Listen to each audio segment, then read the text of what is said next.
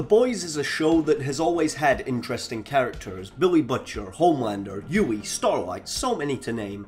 But the most interesting one to me came from season 3 of the show, and that's the villain of said season, Soulja Boy. And yes, Soulja Boy is a villain. He sides with our protagonist, but ultimately becomes the primary antagonist to everyone by the end. Season 3 was all about fathers and sons, that's the vibe of this season, and Soulja Boy's main conflict comes from his relationship with his own biological son, Homelander. Homelander is another fantastic character, probably one of the best and most consistently written characters on television, and I kinda need to talk about him for the context of today's video to make sense, so here we go. That begs the question, who do we root for? Homelander, who we know has done terrible things and has been the main antagonist for Butcher since the show started, or Soulja Boy, who is another not great person who's abusive and mean to people. It creates this interesting examination on who's the real villain, and that's why I believe Soulja Boy changed the way we look at villains, and that's because who do you root for when everyone is just as bad as each other, but we follow every character in the story?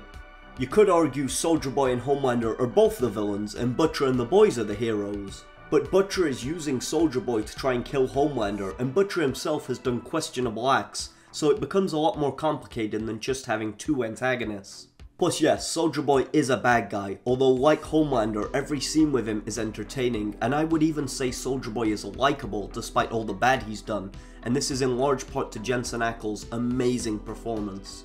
He seriously adds a level of humanity to the performance that I think only he could bring, and you kinda understand where he's coming from in some cases.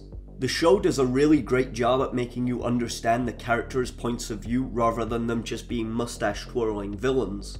Take for example the scene where he blows up a bunch of innocent civilians. In a later scene with Huey, he tells him that it was an accident and that he's not a bad guy. And yes, it was an accident, but he is definitely a bad guy as we learn more about his past. But the way he says the line makes the audience believe that he believes he's not a bad guy, like the way we believe that Thanos believes in his goal in Infinity War.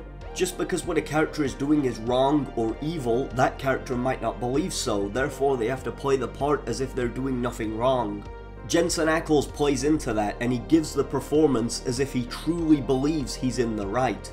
Another great scene is where he's having internal conflict with what to do with Homelander, who he's just found out is his son. He goes back and forth with himself, debating whether to stick to the mission or not, and you can see how it's taking a toll on him, but he does stick with the original plan, and this adds so much to his character's morals about sticking to his word. This character could have easily just been evil or shitty Captain America, like he is in the comics. But the show gives him an actual personality and reasoning for doing everything he does. He also has a lot of interesting traits. Like he really seems to like singing and in fact has a voice of an angel, or how he reflects on the good old days all the time. The way he talks and what he says makes him stand out, the fact that he likes women way older than him. All these traits are interesting and bring this character to life. Everything Soulja Boy does has reason to it, which further makes his character realistic. And this ties back to why he changed how we look at villains, because yeah, he's a bad guy, but you do believe where he's coming from, and that is so interesting to me. And I would say he's not as bad as Homelander, they're very close, but Homelander is just on another level of evil. But the show frames it as Soulja Boy being the main villain of the series, so it does change the way we look at things. There is another great show that does a similar thing as what The Boys does when it comes to its villain, and I would quickly like to bring it up, and that's Daredevil Season 1. Daredevil Season 1 is probably the second best piece of television I've ever watched, and it is very underappreciated, go watch it. And the villain in that show, Wilson Fisk, is a villain you understand deeply because of how the show makes you understand where he's coming from. We constantly cut to scenes of Fisk and we understand why he is the way he is. We get an origin story and enough content to see where he's coming from and even sympathize with him. You will root for Daredevil to take him down, but because the show humanizes Fisk and we spend enough time with him, he becomes a main character of the series, making it harder to dislike him. And depending on what perspective you look at it, you might even root for him, so yeah, he's a great villain or hero if you're a psychopath. The same thing happens in The Boys with Soulja Boy and Homelander. I personally think Homelander needs to die by the time the show comes to an end, but because the show does a great job at humanizing him, it will have to be a satisfying death to pay off for his characterization. I also love how Soulja Boy's arc directly ties into Homelander's. Homelander is starting to snap in season 3, but when Soulja Boy is introduced and he finds out he's his biological father, he thinks he can have a family and keep it all together. But of course that doesn't happen, and Homelander has to learn to be more independent again, and that's why we get a great cliffhanger at the end of the season. So season 3 made Soulja Boy the villain to the villain, but where does Butcher fit into this?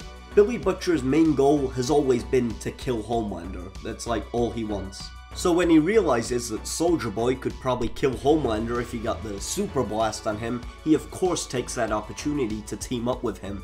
So the show originally framed Soulja Boy as a protagonist, but as the series goes on, Soulja Boy slips from side character to actual antagonist by the end.